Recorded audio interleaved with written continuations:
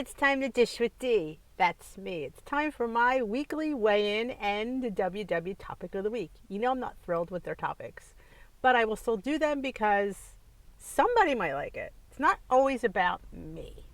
That's what I've learned in this life. It's not all about D. So I will still do it, and of course I will do my new, what do they call it, hot topics, weight loss hot topics on Monday. Things that I want to hear about. But hey, you know what? I will do WW because, like I said, maybe you like it. Who am I? I ain't the be all end all. I don't have all the answers. I still struggle, as we see. I had 3 weeks in a row of gains. I gained 3 weeks in a row, just so you know. 1 week was 1.2, I think one was 1.4, and last week was 0.4, I think. So all told, probably a little over, close to 3 pounds, give or take. And, you know, and truth be told, I was really low before I had the first gain. And I said this to somebody, and probably Joan. I said, I think I was down to 152 or 153, which I wasn't trying to lose, but I had really big losses. And I'm like, I'm not really trying to lose. I don't know if this is working out. My body's reformulating. I don't know. But that was really low for me. And she's like, enjoy it. I'm like, no, because I know me. Nobody knows you better than yourself. And I knew that would just, it wouldn't last. But I mean, truth being told, I was still upset of the gains because you don't like to see the scale go up, even though you know realistically that's not where you should be anyway. But you still, you feel like, I don't want to use the word failure, but you do. Because we base, and I say this all the time, the scale is our payback or our payoff for a good week. We can't judge a good week unless the scale says it's a good week.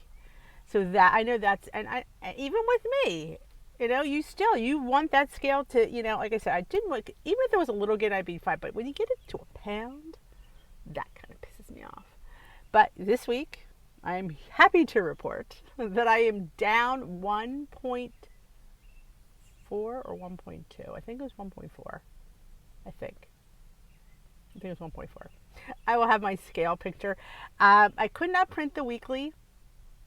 Of course, not like waiting till right before you come on to film to print it. Printer's having issues. It's one of those air printers, so sometimes it just doesn't want to. So I brought my laptop out. So yeah, so I can give you the meeting topic du jour, because like I said, it's not always about me. And I did go into my my Zoom workshop. So I got to see my leader, and they're having a contest. I just got it under the nose. If you go 4 out of 6 weeks, you get a charm. And you know, I'm all about the charms. So yeah, so I just got in. Yay me.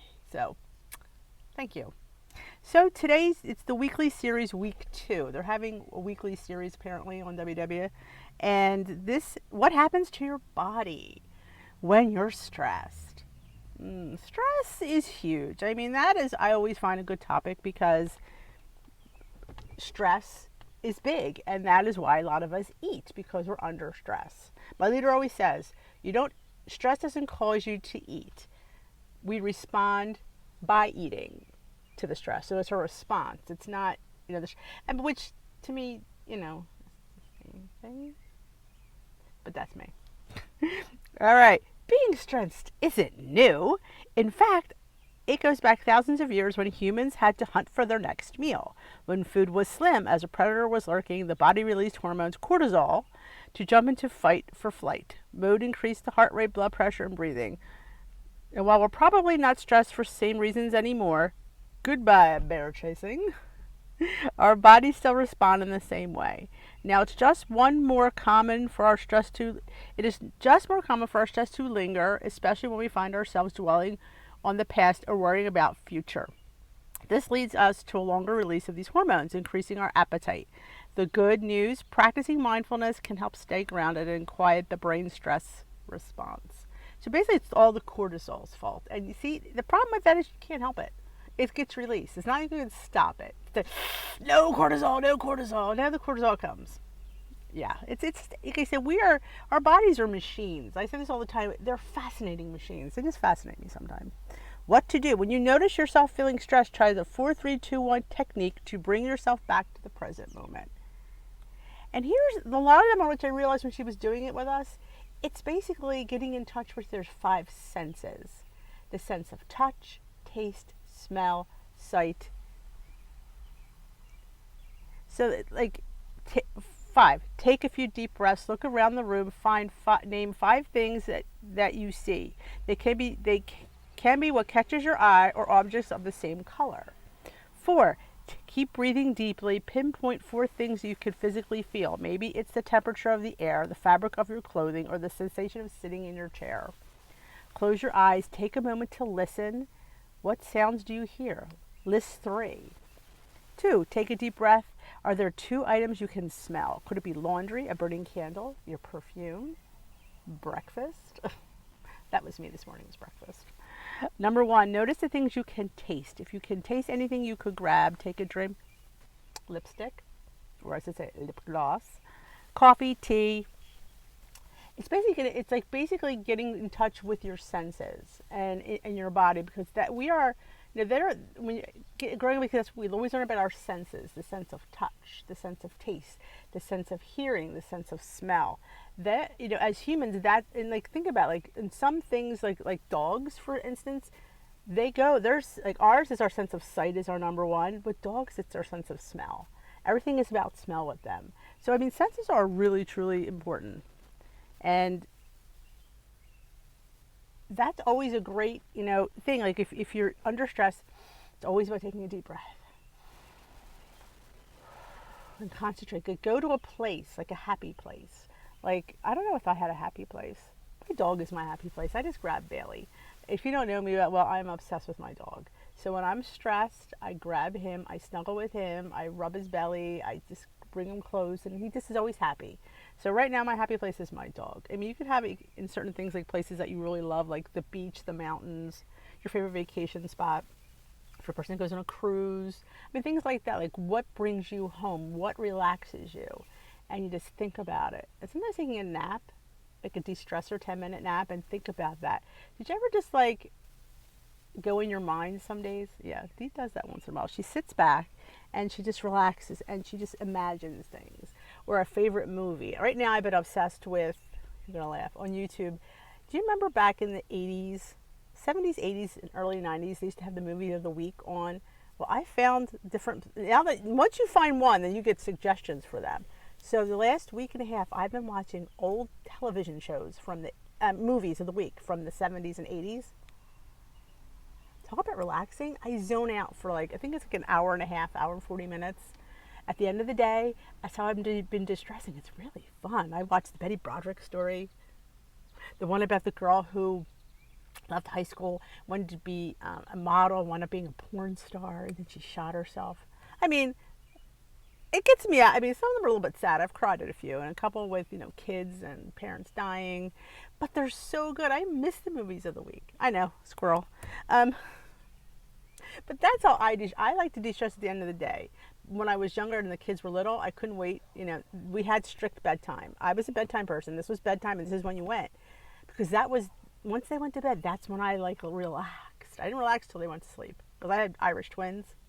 Yeah, 11 and a half months apart. Don't ask. So that was my, I couldn't, they had to be in bed by 8 o'clock. That was the time. And there was no ifs, ands, or buts. And they went down for naps at certain times, because in order for mom to be functioning, I had to have a schedule. So I definitely think trying to de-stress, I mean, we turn to food when we stress. And depending, could be chocolate, could be salt, could be both. Could be things that are fried. I mean, I tend to go for salty chocolate snacks, like chocolate covered pretzels. Luckily, I don't always have them around. There's always something sweet. That my husband, I always know where the chocolate is. I'm really good about it unless I'm stressing. And then sometimes it's just, you need it. And then I eat it, and then do I feel bad? Sometimes I do, and sometimes I don't. Sometimes I know it's what I needed. You know what? Sometimes it's just what I needed, and that's how I dealt with it. A lot of times I haven't been eating a bag of chocolates, so that's a win. Sometimes a couple pieces lately has been helpful. It just kind of relaxes me, and just that taste sensation of that chocolate in my mouth.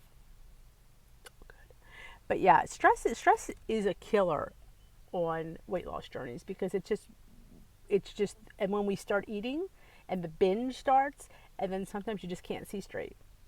And that's hard. And I try to tell people that it's okay sometimes to do that. I don't think I'm not perfect, or do you know? And I don't try to be perfect. I think perfection's overrated. But there's some days where I've had weekend binges. I don't, I don't sit there and say you really should have weekend binge. But if it happens, it happens. And I'm human and I make mistakes. And sometimes that's what I needed at the time. As long as you can come back from that, I think it's okay. And I haven't had a binge though, I have to say. It's been a while. I don't think I've binged through the pandemic, which is crazy. I think because I've been focusing on you guys. So I thank you for that. I think I've put so much more work into this channel since the pandemic. I think that's what saved me from binging. And the Glam Squad, you guys, I can't even thank you enough. I don't look forward to it because I don't like exercise, but I do it because I look forward to seeing your faces and chatting with you. And I push through it. I'm not a person who likes exercise. Somebody said, you still don't like it? I'm like, no, I don't.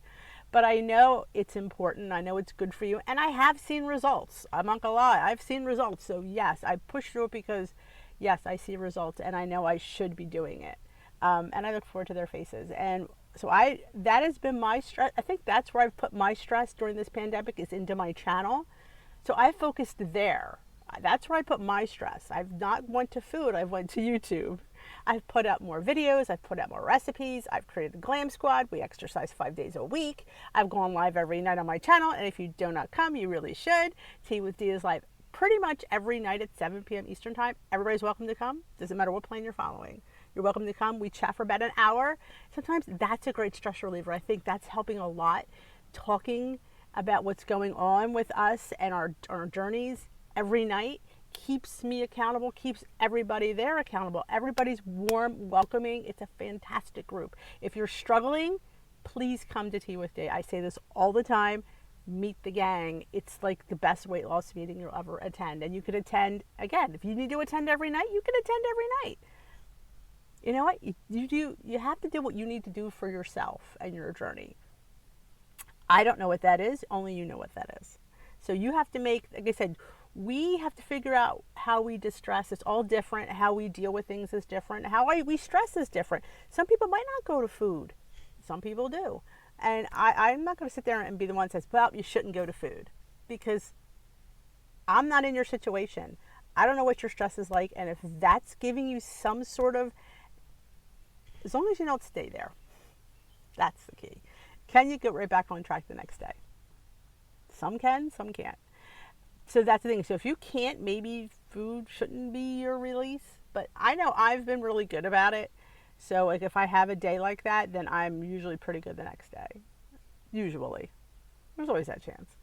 But the recipe du jour, and I won't be able, I don't know if I could screenshot it. We'll see. Maybe I'll try to screenshot it. Let me see what it is. I think it was some kind of it was a pesto chicken sandwich. I am not a person who likes club sandwiches. I don't like 3 pieces of bread. 2 pieces of bread is fine because it's not all about the bread. And D saying that is huge. This has pesto and mayo and yogurt and chicken and roasted red peppers, arugula. My favorite is arugula, and some tomatoes. Like, I love this sandwich, but I don't think I would need it as a club. I don't think you could see it. Let me see if I could turn this around. If you can see that. I don't know what. There you go. It looks really good. I'd eat it. Anything with pesto, I'd eat. I'm all for pesto. And I'm telling you, you can make pestos all with different herbs. Arugula pesto. You can make cilantro pesto, basil pesto, kale pesto. Sometimes, again, play with your food. Well, this is going on way too long. I thank you for joining me. I hope you enjoyed this week's topic. And if you're under stress, let me know. Come to Tea with D. And if you haven't already joined my Facebook group, link is in the description box. Dish with D's crew. Love to have you there. Have a great day and let me know how you did on your week. And I hope to see you at Tea with D. We will dish another day. See ya.